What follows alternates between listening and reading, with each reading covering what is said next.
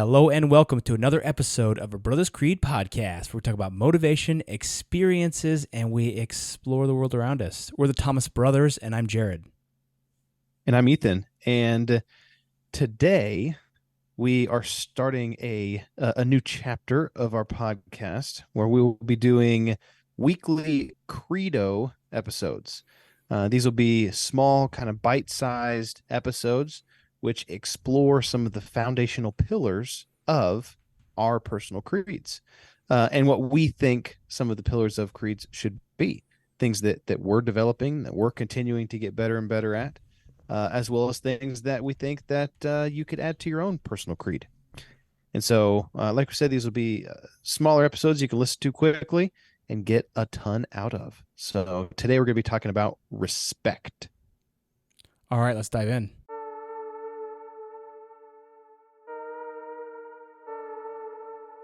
Yeah, I'm thinking I'm back. Most valuable commodity I know of is information. And that, my friends, is called integrity. That's called courage. Now that's the stuff leaders should be made of. Either you're somebody or you're nobody. You're not the devil. You're practice.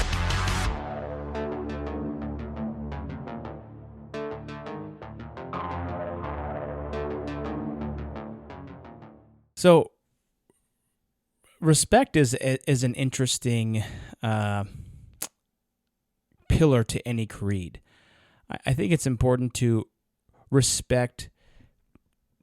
There's different layers of respect that and thinking about this, and I think that in some sense everybody deserves respect as a human being. Especially in America, we respect people's rights to do the things that they want. So sometimes we may disagree with people, but I still respect their right to disagree with me. I might not respect what they're saying, but I respect their right to disagree with me. I think we've lost a little bit of that in this country, and in that automatically we just say you can't say that. It's like, well, I don't know. I think you can say that, but I just don't agree with what you have to say. And so those are different things. That's kind of what the Constitution enshrines, is it's like basic rights of all humans: life, liberty, and the pursuit of happiness. Like those are basic things that every human should be respected for. And I think that that's kind of the base level of respect that everyone is due.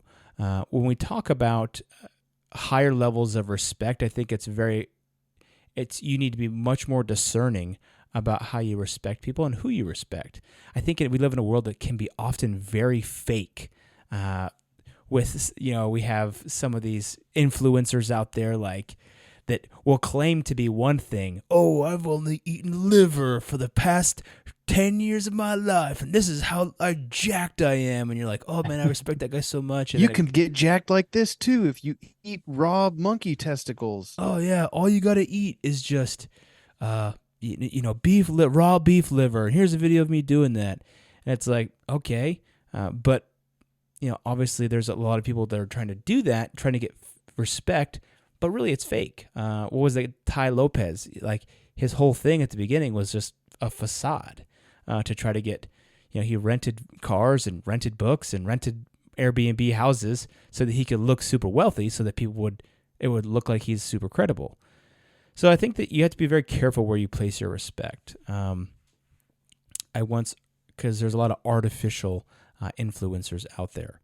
I always kind of think about something. It's like, don't take advice from someone who isn't where you want to be or doing the things that you want to do. And that kind of goes back to respect. So I have one story on respect. And I've been recently reading. I've been recently reading a book by David McCullough called The Wright Brothers. And I know, Ethan, you've talked about the Wright Brothers in one of our episodes. That was like an excellent episode that you did, and where you it was so theatrical. I mean, I almost cried at how beautiful it was. But the book by David McCullough is wonderful. And there's a piece in there where he talks about Wilbur Wright. Wilbur Wright went to France after they had kind of done all their tests and stuff in Kitty Hawk, they went to France, and he was kind of trying to prove how great their flying machine was. So he had his brother Orville, his younger brother, send over the plane in a box, and he sent it over, but the customs totally opened it up and jacked everything all up. And so he had to go and try to fix it up because he was going to do a demonstration in France. And so there was a local Frenchman who was an air enthusiast, you could call it an aeronautic enthusiast, I guess you could say. And his name was Léon Bolle. And he allowed Wilbur to use his workshop, his factory.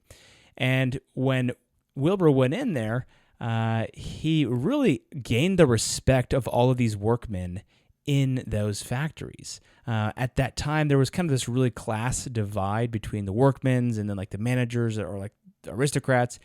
And he was an inventor, but yet he was a workman. And one of his letters home, he told his father that the men down at Bolle's shop have taken up a collection to buy me a testimonial of their appreciation. They say that I, too, am a workman. He knew that his father would appreciate that, and that being recognized for his value and hard work and dignity as a hard worker. His father always appreciated that. And Wilbur was willing to work just alongside these guys, and even in the painful, physically demanding work environment they were working in. In fact, some of the things that they said, they were like, oh yeah, he was great. He would start when the factory horn, or maybe it was not a horn, it was like a whistle blew, and then he would stop when the whistle blew, just like us. And then sometimes Wilbur expressed some frustration trying to have these guys help him, and he didn't speak French, and so he was like, I need a screwdriver. And then he'd say sometimes they would walk off, and he didn't know if they understood him or if they did or they didn't, and then he'd go off and find them, and he's like, I guess you didn't understand what I said when I said a screwdriver. So he became good friends with these guys, and they gained a respect for him for how hard he worked and how diligent he was at what he did in making those planes and fixing that plane. So I thought that was a great example of someone who gained respect through the way that he was, of just the lay person, and how they even got together a collection to share their appreciation for him. Yeah, I think that's awesome. Just you be you, and it's cool that when somebody is just being themselves, and it commands respect from other people. Yeah, for sure. Yeah, I like that. Just you can gain and lose a lot of respect by the things that you do, just by your example. That's why they say, I can't hear what you're saying because your actions are speaking so loudly. Yeah. Yeah. So I went a little different direction when it comes to respect. I remembered this old story, and it took me a while to find it. I mean, I could have just told it, but I was trying to find like the original source of it. But it was this it's a story that's told from the perspective of an old man. And he was telling the story of his parents during kind of the Depression age time. And so I'll go through and I'll kind of read his story from a first person's perspective, and how his father was able to show respect for his mother. And I think that's one huge thing in a way that we can teach others, is by being a good example of respect for our kids. So it says, when I was little, my mom liked to make breakfast and dinner every day. And I remember a night in particular that she had made dinner after a long, hard day at work. She worked. That evening, my mom placed a plate of eggs, sausage, and extremely burnt toast in front of my dad. I remember waiting at the table to see if anyone else noticed it. Yet all my dad did was reach for his burnt toast, smile at mom, and ask me, how my day was at school. I don't remember what I told him, but I do remember watching him smear butter and jam on his burnt toast and eat every bite. When I got up from the table, I heard my mom apologize to my dad for burning the toast, and I'll never forget the words that he said. He said, "Baby, I love burnt toast." Later that night, I went to say goodnight to my father, and I asked him, "Dad, do you really like burnt toast that bad?" He wrapped his arms around me and said, "Son, your mama put in a hard day's work, and she graciously cooked dinner for us. I know she was tired, but I like burnt toast." And it's interesting diving into it a little bit. And he goes on to talk a little bit more and says, whatever I've learned over the years, he says, I know life is full. And this is a lesson that his dad taught him afterwards. He said, I know life is full of imperfect things and imperfect people. All of us burn the toast, right? At one point or another. All of us make mistakes, but we are here to support each other, to respect each other. And it kind of goes along with what you said at the beginning, Jared. We don't always have to agree. And I don't think anybody really likes charred toast, right? But his dad was setting an example for him and saying, it's not a big deal. Like, it's just some toast. And I'm not going to give your mother a hard time about this. She deserves the respect to not make a big deal out of it, to respect her enough to say, well, just brush it off. It's fine. No biggie. Yeah. Baby, I love burnt toast.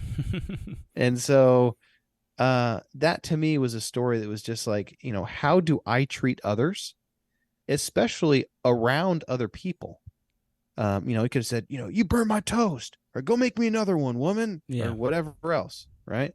But this old man was looking back on like kind of the Depression days and was just like, I remember specifically my dad treating my mother with such respect over such a small thing. And if we can treat each other with respect over small things, then it's easier to do with big things. How much easier would it be to do with the larger things?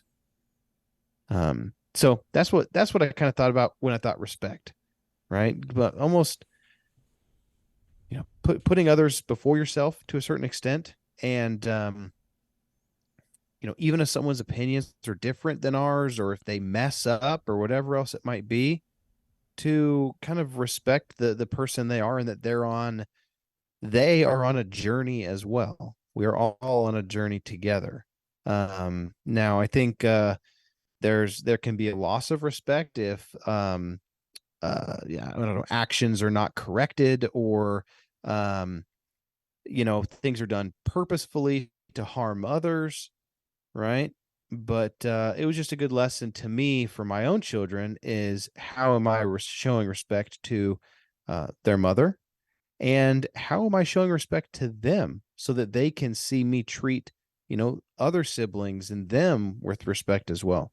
I think it sets a very good precedence for respecting others in the future. Yeah. Love it. That's great. I think that these have been some great stories, great bite-sized things to take home. Think about two different ideas of respect, different ways to think about it. And starts in the home. That's one thing we're working on right now, is respecting, trying to teach these kids respect, man. It's not easy. Yeah. I was watching this thing the other day, and it was this girl. She was on a podcast, and they were talking about raising kids. And she said one thing that my mom always did to me was, whenever she was in front of her friends or other people at school, at church, or whatever, she would say, oh, I don't know, let's say her name's Jennifer or something. She'd be like, oh, Jennifer is such a great kid. She's such a great kid. Oh, she's oh yeah, oh no, Jennifer, she's so trustworthy. I trust her a lot, right? And almost like she would say these things in front of her daughter, in front of other people. Oh yeah, she's amazing at that. She's a great listener, right? And kind of these positive, almost these affirmations in front of other people. And she said, growing up, I believed all that. And she said, I was a great kid because my mom said I was. And so It's like the 3D we're- chess and mind games. yeah, and she was just like, I never really got in trouble because my mom said that I was a great. She said I was a good listener, so I always try to be a good listener. She said I was great at this, so I try to be good at that. And it really is. It's kind of a respect thing. When I saw that, and I was thinking about this episode, I was just thinking, man, I think that's respectful to build people up, especially your children, in front of other people. Oh yeah, oh my son, he's a great listener, or no, he's a hard worker for sure. Especially that they hear that and they'll say, I am, and so let's set that example. Totally agree. Well, this has been a great episode. Respect can be a foundational block of your personal creed. So apply it in your life, and let's build our creeds together. All right, let's do it.